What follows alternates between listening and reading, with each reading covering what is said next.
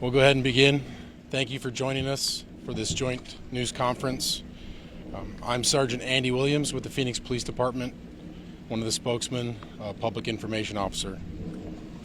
Today we are joined by City Manager Jeff Barton, Assistant City Manager Lori Bays, Mayor Kate Gallego, Chief Williams and her executive staff, City Council members O'Brien and Ansari. With that, I'm going to turn it over briefly to Mayor Kate Gallego, who will provide a statement about the incident that occurred today.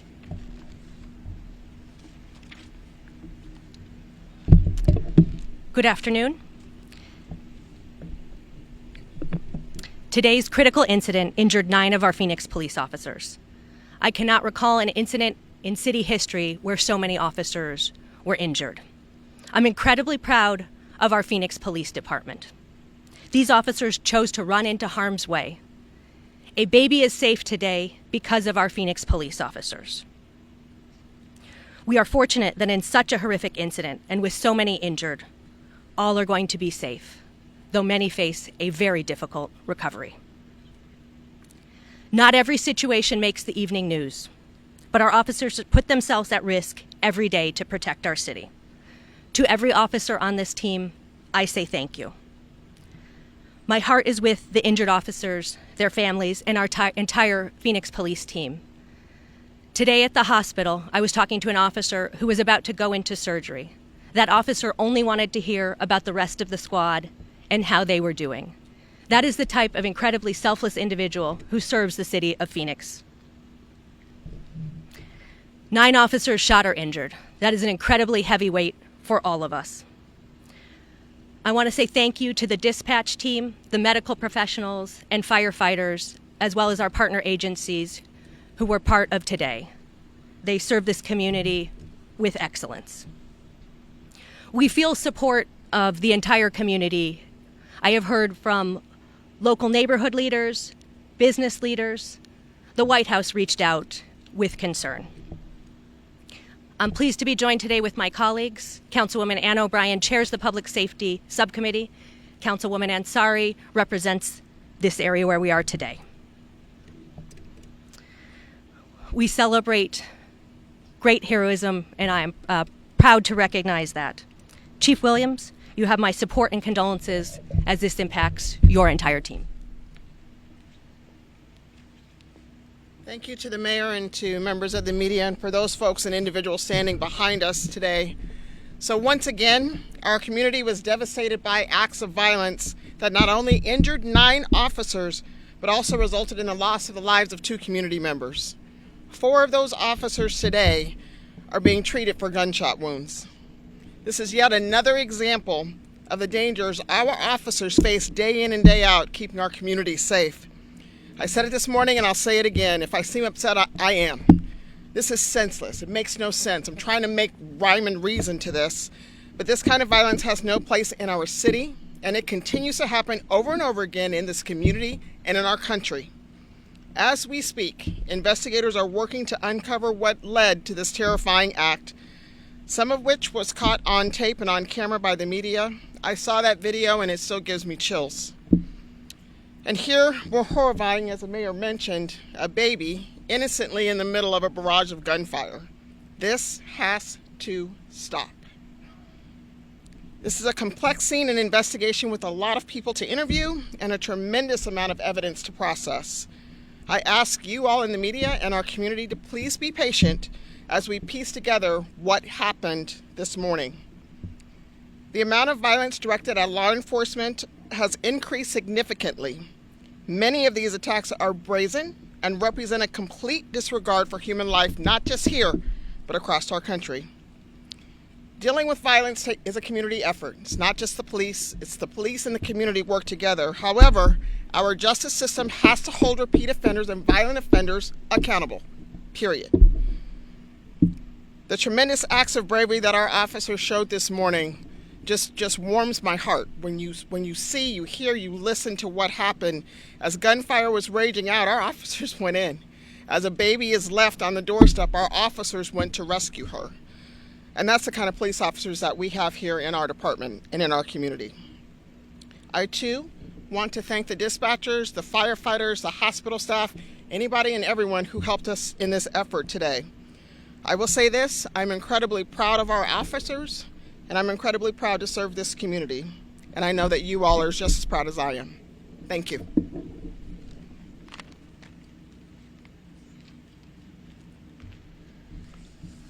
At this time, I'm going to provide a brief update on some of the details I gave you earlier. I'm going to identify the suspect in this case. It is 36-year-old Morris Jones, who, as I told you before, was pronounced deceased on scene of an apparent gunshot wound.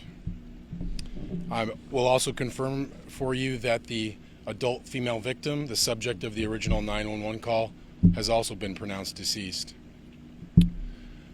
There also appears to have been some confusion over my initial statements, reference the male who came outside holding the baby, and I'm going to clarify some of that for you. At the time that officers were surrounding the house calling that male out, we did not know his involvement at that time in the initial reported shooting or the shooting of the officer. The male came out with the baby. He was ordered to place the baby on the ground and come out to officers where he was detained.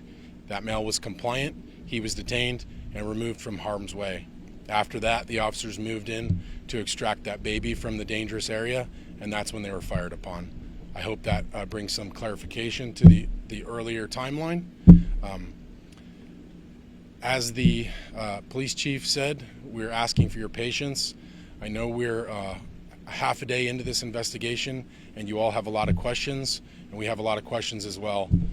The complexity and scale of this scene cannot be overstated.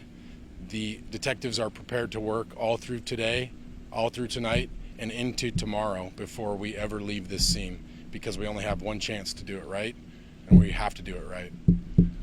With that being said, I can take a few questions. At this time, we believe this child is the child in common between the two deceased individuals. That is correct. The identity of the woman has not been released yet. It is pending next of kin notifications. Of the 5 officers that were directly injured by gunfire, 4 of them remain in the hospital receiving treatment. What are their conditions? All of them are expected to survive their injuries. The 1 officer was critically injured. The 3 other officers received serious injuries. So who was the man who set the baby down? Was he someone who knew the victim? Right now, the information we have is we believe that man is a family member who lived in the home. Has he been helpful in your investigation? He has cooperated with our investigators. I don't know to what extent. So he's not a suspect? At this time, he's not a suspect, but it is an ongoing investigation. Do you know if that relative in the home with the baby, he was trying to get the baby out, or what are the circumstances with him going to the door and So kind of like I stated, I know we have a lot of questions, a lot of details that we're still working through. I hate to speculate because things appear one way on the surface, because oftentimes we find a few days into the investigation, details change. Is it fair to say, Sergeant Williams, that man risked his own life in order to try to save the baby? That man was compliant with the officers that were on the scene. The officers surrounded the house and called out the occupants of that house. That man exited the door with a baby, and he followed all commands that he was given. He was ordered to put the baby down, come out to the officers. He did so. That's how he was detained without incident. I'm not going to speculate about what the officers knew. I don't have any information to indicate that they knew anything about a baby until he came out with it. Was the suspect killed by police gunfire or something? That's part of the ongoing investigation. He did die of an apparent gunshot wound. Did police have history with the suspect? I don't know what Phoenix Police Department's history is with this suspect, but it will hopefully be uncovered throughout the course of the investigation. have police had prior arrest for gun charges out in Tucson? Do you know any other criminal background for him? I'm not going to speak about the suspect's criminal background at this time. Do you guys have previous contact to this home and this specific neighborhood? Nope, not that I'm aware of. we seem to keep drilling down into these very specific questions. I just have to remind you, it's an ongoing investigation. It's incredibly complex. I don't have most of these answers yet. You confirmed the 9 baby's officers injured, 5 directly hit by gunfire. How were the others wounded? We believe by shrapnel, ricochet gunfire. you confirmed the baby's gender, exact age? It's a very young female child, an infant, who is in DCS custody the last time I was updated. Sergeant Williams, were there any tools that you think would have helped in this investigation earlier on that weren't made available to you guys? This entire incident unfolded rapidly, and for me to speculate about how things could have happened differently would be irresponsible. I don't know if I missed it, but do we know if the relationship between this man that took the baby and the daughter now? No, we don't know the relationship yet. We believe he lives in that home. Were any other people involved? No. Were there anybody else in the home aside from the 2 people that are now deceased, the gentleman and the infant? Only those 4 people are who we know were in the home. You know, the mayor mentioned about how the officers went to go save that baby who was on the ground and gunshots erupted. But officers left the baby still laying there as they took cover. How long was that baby there while the gunshots? I don't have a specific time frame.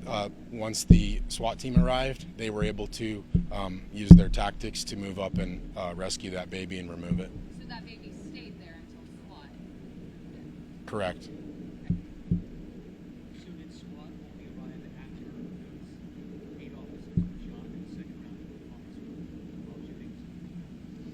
At what point did SWAT arrive? SWAT arrived after the initial shooting occurred with the officers. I don't know specifically where in that timeline. So they were on the scene when the 8 officers were either shot or No, SWAT arrived after those officers were injured. The community obviously wants to show their support for the officers. Is there a recommendation of, I don't know, fundraiser or anything that might be going on in visual for the officers who are As always, we do have the Phoenix Police Foundation, who's always been a great partner for us. But I think at this time, just recognizing what these officers are doing, I know someone has already called it heroic. I don't think it's an overstatement to call what these officers did heroic. They knew that an officer had just been shot in this very doorway, and 4 officers were willing to run into that doorway to try to save this child. I think that's incredible. And I think any officer on our department would have done the exact same thing. will the officers need to be released? Not at this time. We appreciate the support of the media. Thank you very much. We know you guys have a lot of detailed questions, but of course you can imagine that they're crucial to the investigation. So we appreciate your support coming out here this afternoon, and just appreciate your continued support. Thank you. I don't have that information.